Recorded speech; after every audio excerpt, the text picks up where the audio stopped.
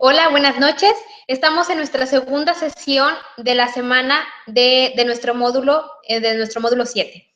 Bueno, al igual que en la sesión pasada, voy a describirles un poquito sobre las actividades que tuvimos esta semana en español y posteriormente en inglés para que se vayan acostumbrando también a estar escuchando en este idioma.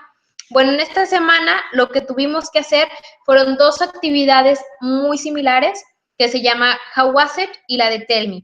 En ambas tenían que hacer preguntas en inglés, 10 preguntas en inglés en pasado.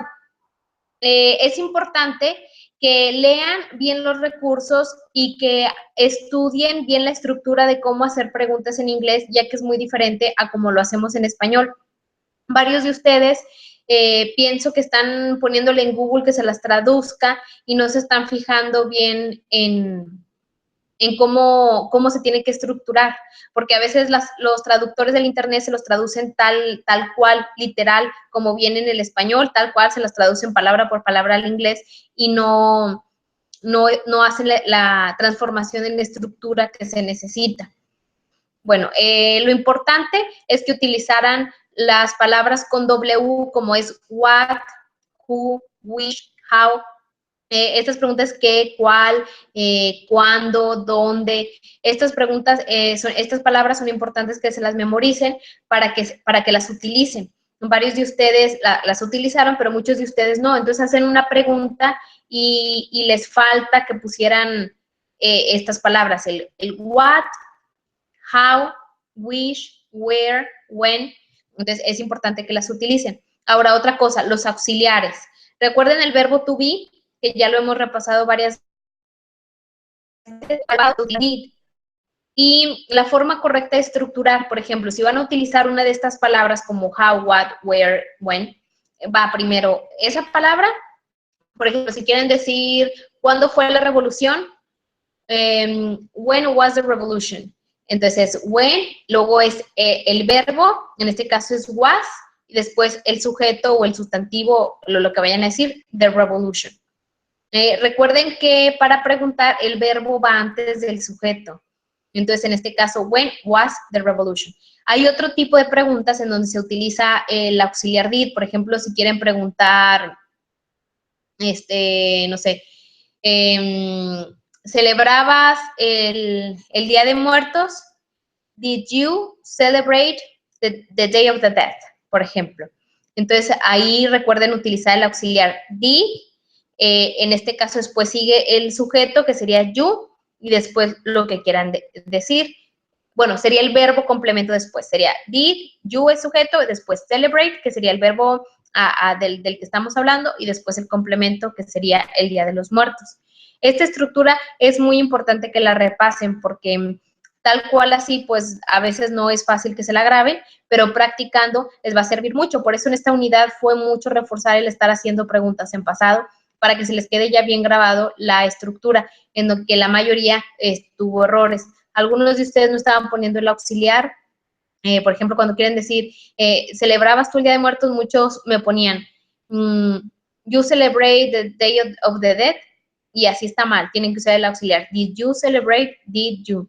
O ponían sin poner sujeto, celebraba, porque en español nosotros decimos, ¿celebras el Día de Muertos? O sea, ahí no estamos diciendo, tú celebras el Día de Muertos, sino simplemente aventamos la pregunta sin decir el sujeto. En inglés no, lo tenemos que mencionar.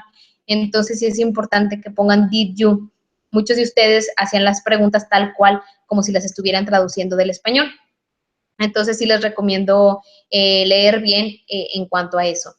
La otra actividad que tuvimos esta semana fue el foro. En el foro también es practicar preguntas. Era sobre diferentes ámbitos, el ámbito familiar, ámbito social, diferentes, que ahí viene y es completar una tablita, pero es lo mismo. Practicar mucho el cómo hacer preguntas en inglés.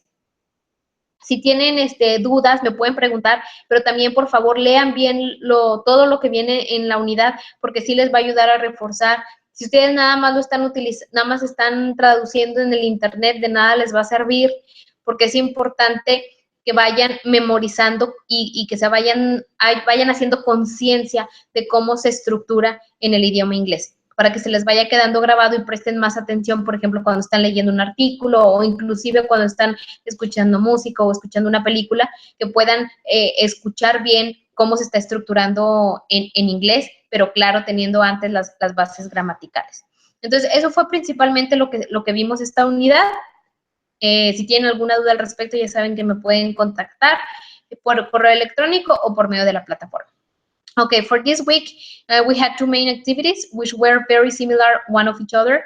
One is called Tell Me, and the other one, How was it?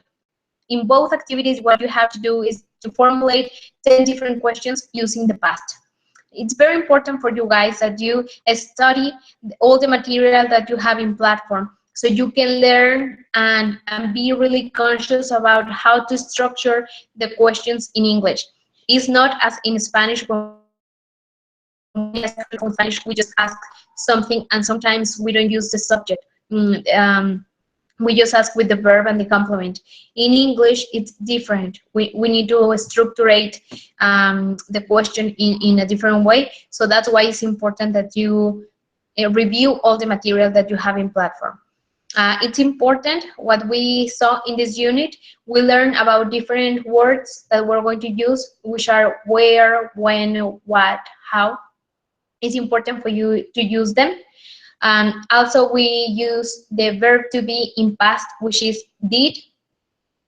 Remember, when you want to ask something in English using did, it's first you have to say did, then the person, for example, did you, and then the verb that we're talking about, and then the complement. For example, did you play basketball? In this case, it's did. You, it's the subject. Play is the main verb that we're talking about. Basketball is a complement. Also, it's important to notice in another kind of questions, for example, when we say, were you in the earthquake, in the Mexican earthquake in 1986, for example? You're using first the verb where, which is the verb to be in past, were you the subject in the earthquake in Mexico in 1986. So the verb goes first and then the subject in this case. So that's a structure a little bit different than Spanish. That's why it's important for you to be conscious about the material and to try to memorize how to structure the questions in English.